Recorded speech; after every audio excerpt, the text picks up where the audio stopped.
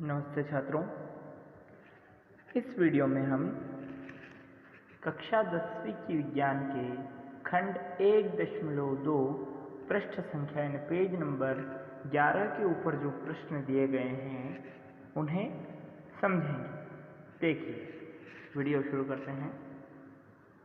पहला प्रश्न उसने दिया है, किसी पदार्थ x, अब इसमें x का नाम नहीं दिया है, इसे अचर राशि मानी गई है, x है कुछ भी हो सकता है। x के विलयन का उपयोग सफेदी करने के लिए होता है।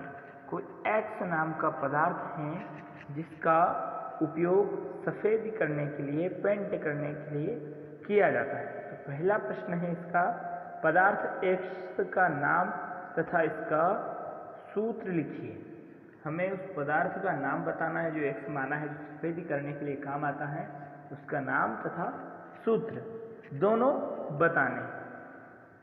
दूसरा प्रश्न है, ऊपर एक में लिखे पदार्थ x की जल के साथ अभिक्रिया लिखनी।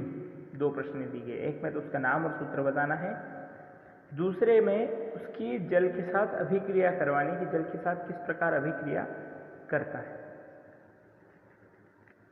तो देखिए, उत्तर दिया गया है, पदार्थ x का नाम बिना बुझा हुआ चूना है। बिना बुझा हुआ चूना है। देखिए, इसका सूत्र होता है CaO, बिना बुझा चूना, यानी कैल्शियम ऑक्साइड, कैल्शियम ऑक्साइड, बिना बुझा चूना यानी कैल्शियम ऑक्साइड, ये वाला CaO इसका रासायनिक सूत्र होता है। और अब उसने बोला है कि जल के साथ उसकी अभिक्रिया क्या होती है, तो ये देखिए आप अभिक्रिया समझ लीजिए। CaO जो है यह सॉलिड स्टेट में है, यानी ठोस अवस्था में पाया जाता है, और इसका H2O के साथ यानी जल के साथ जब अभिक्रिया करवाई जाती है तो हमें क्या प्राप्त होता है, नीचे देखिएगा CaOH, जिसे कैल्शियम हाइड्रोक्साइड कहा जाता है, ये प्राप्त होता है। यानी CaO जो है यह H के साथ अभिक्रिया कर लेता है, तो दो अणु इसके निकल जाते हैं, और एक तो ऑक्सीजन यहाँ से आ जाता है एक अणु, दूसरा ऑक्सीजन का एक अणु यहाँ से मिल जाता है, तो दो ऑक्सीजन के अणु मिल जाते हैं। OH होल ट्वाइस CaOH, और इसके दो अणु H के भी और O के भी, और यहाँ से हाइड्रोजन के दो अणु, ये सभी अभिक्रिया करके क्या बना लेते हैं, CaOH होल ट्वाइस, जिसे कैल्शियम हाइड्रोक्साइड या बुझा हुआ चूना कहा जाता है, जिसे हम पेंट करने के लिए, सफेदी करने के काम में लेते हैं। ठीक है, अगला प्रश्न देखिए, आपकी बुक में दिया गया है, क्रियाकलाप 1.7 में परख नली में एकत्रित गैस की मात्रा दूसरी से दोगुनी क्यों है। दो गैसें दी गई हैं जिसमें एक की मात्रा दूसरी गैस से दोगुनी है। जो दोगुनी है उस गैस का हमें नाम बताना है कि भाई ये गैस जो है ये पहली वाली गैस से दोगुनी है। तो देखिए, मैं आप लोगों को इसका चित्र बताऊंगा, पहले समझ लेते हैं। तो हमें ज्ञात है कि जल के दो भाग, जल जो होता है वह दो भाग हाइड्रोजन यानी H2 तथा एक भाग ऑक्सीजन यानी O से मिलकर बना होता है। ये आप लोग अच्छे से जानते हैं, हमने पहले पढ़ा भी है। H2O यह जल का सूत्र होता है। तो हमें ज्ञात है जल जो होता है वह 2 भाग हाइड्रोजन यानी H2 ये वाला प्लस 1 भाग ऑक्सीजन यानी O, इन दोनों से मिलकर बना होता है। अर्थात HO हाइड्रोजन परमाणु और ऑक्सीजन परमाणु के अनुपात किस अनुपात में होते हैं? 2:1, जिसमें 2 अणु हाइड्रोजन के और 1 अणु ऑक्सीजन का होता है। यह 2:1 में होता है। अतः जल का विद्युत अपघटन करने से हाइड्रोजन और ऑक्सीजन गैसें प्राप्त होती हैं। यदि हम जल को उसके मूल भागों में बांटेंगे कि जल किन से मिलकर बना होता है, तो यह 2 भागों में बढ़ जाएगा, एक तो हाइड्रोजन में और एक ऑक्सीजन में। दोनों अलग अलग गैसें हो जाएंगी इसकी। जब विद्युत अपघटन करके विद्युत द्वारा इन्हें अपघटित किया जाता है, अलग किया जाता है जल को, तो इसकी 2 गैसें बन जाती है, हाइड्रोजन और ऑक्सीजन। ये हम पहले से जानते हैं। इसलिए कैथोड पर एकत्रित गैस हाइड्रोजन और एनोड पर एकत्रित गैस ऑक्सीजन होती हैं। तो इसमें ऑक्सीजन की मात्रा से हाइड्रोजन की मात्रा 2 गुनी होती है। क्यों होती हैं? क्योंकि 2 अणु हाइड्रोजन के होते हैं और 1 अणु ऑक्सीजन का होता है।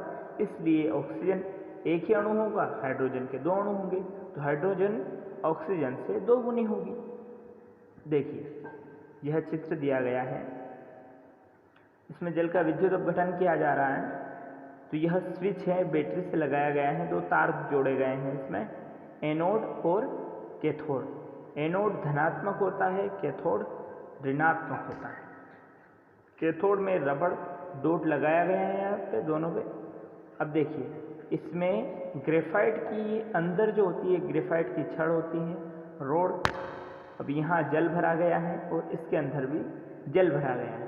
जब यह चालू किया जाता है, बैटरी को, स्विच को जब चालू किया जाता है, तो इनका जल अपघटन होता है, यानी जल अपने मूल परमाणुओं में प्रवेश करता है, मूल भागों में बट जाता है। तो क्या होता है कि कैथोड पर हमें क्या प्राप्त होता है? हाइड्रोजन गैस प्राप्त होती है इस वाले भाग में, और एनोड पर यानी इस वाले भाग में हमें ऑक्सीजन प्राप्त होती है। तो इस प्रकार यह 2 भागों में विभाजित हो जाता है जल, इसमें हाइड्रोजन के 2 अणु होते हैं और ऑक्सीजन के 1 अणु होते हैं। तो हाइड्रोजन गैस ऑक्सीजन की 2 गुनी होती है। बस प्रश्न में उसने यही पूछा था कि उस गैस का नाम बताइए जो 2 गुनी होती है, और एक की मात्रा दूसरी से 2 गुनी क्यों होती है, आप अच्छे समझ गए हैं। ये 2 अणु और 1 अणु दोनों अलग अलग होते हैं, और जो गैस ज़्यादा होती है उसका नाम है, तो आप नाम लिख लीजिएगा हाइड्रोजन। उस गैस का नाम हाइड्रोजन है।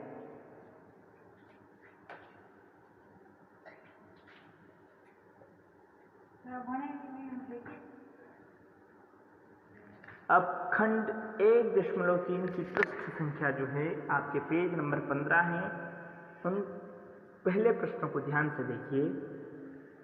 जब लोहे की कील को कॉपर सल्फेट के विलयन में डुबोया जाता है तो विलयन का रंग क्यों बदल जाता है? जब लोहे की कील होती है और कॉपर सल्फेट, जिसे हम कहते हैं CuSO4, यह कॉपर सल्फेट का सूत्र होता है।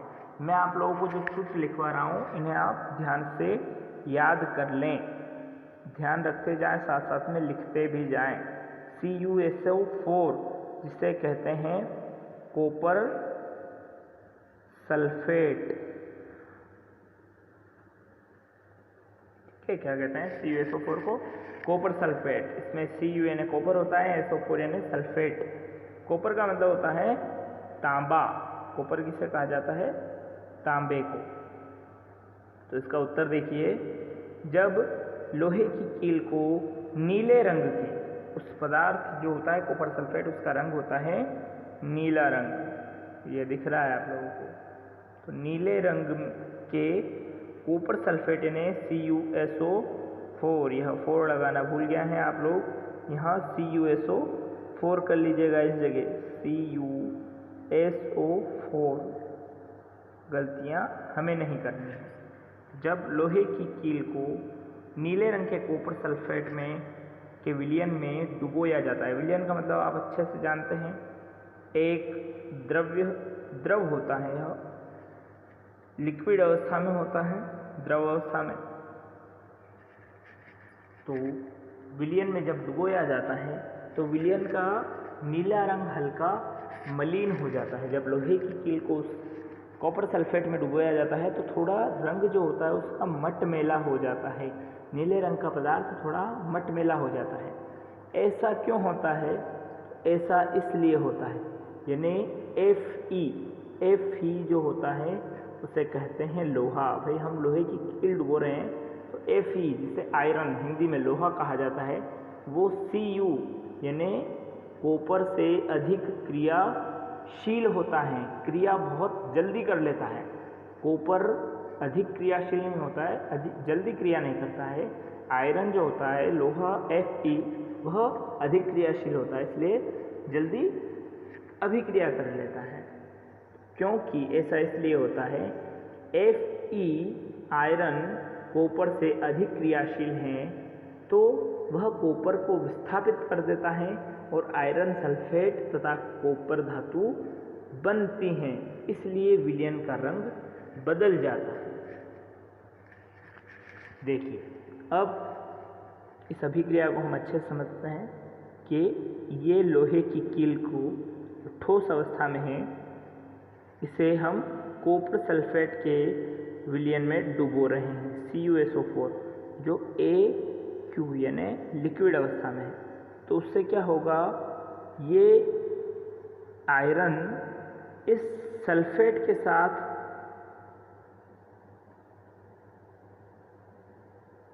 किसके साथ, आयरन जो होगा ये सल्फेट के साथ अभिक्रिया कर लेगा और इसमें से इस कॉपर को अलग कर देता है, तांबे को अलग कर देता है।